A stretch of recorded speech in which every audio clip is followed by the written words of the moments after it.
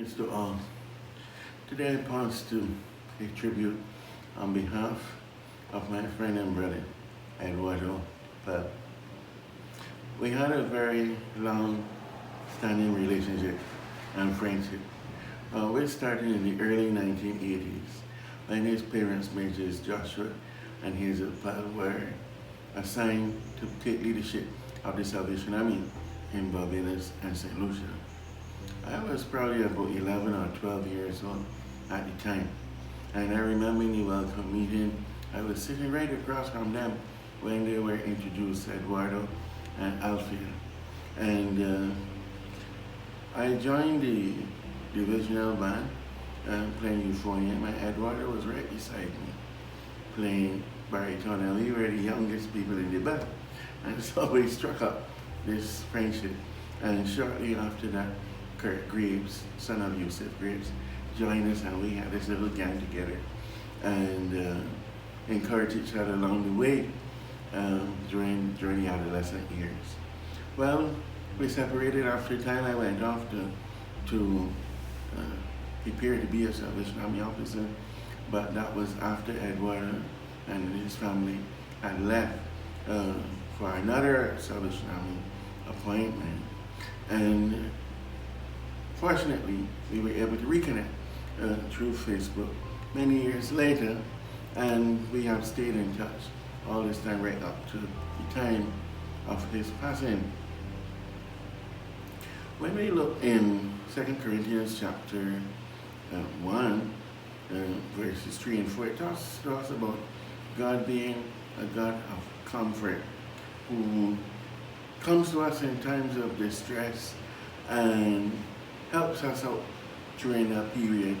And then we in turn, when we meet people with similar circumstances, we are able to encourage them based on the encouragement and the comfort that we receive from God during that period. And so I believe this will be the case now for Antonio and Althea and Robert, Eduardo's siblings, as they have gone through promotion to glory of their father, and then recently their mother. Now their hearts are hurting as they now experience the passing of their little brother. And they have a tight family connection. Family is important for the Pyles.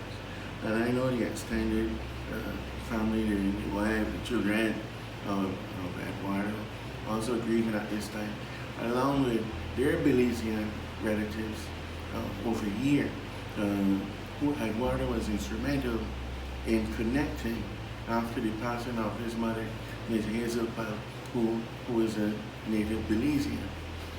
I think sometimes we can compare our lives to being like a brick wall, the people representing each block and held together by the cement of memories and relationships. And when a loved one dies, it feels as if one of these blocks is taken out and the wall will collapse. But it doesn't, because then we fill that space of that block that is taken out with more cement, more memories of the times we have spent with that person. And so they are never forgotten as we adjust the wall of our lives. And I pray that God will strengthen the family at this time. Each of us has had varied encounters with him, but as we listen to the tributes, we can see that he has made a great impact, not only in his family, not only in his church, not only in the bands and music that he has played, but on his job. And this is a challenge to us. We are still yet alive, and we too can be positive role models in our community. We too can be great Christians serving the Lord. We too can continue to make our community and our surroundings the best place that it can be, shining our lights in the corners that we are placed. And so this is my encouragement to me and you.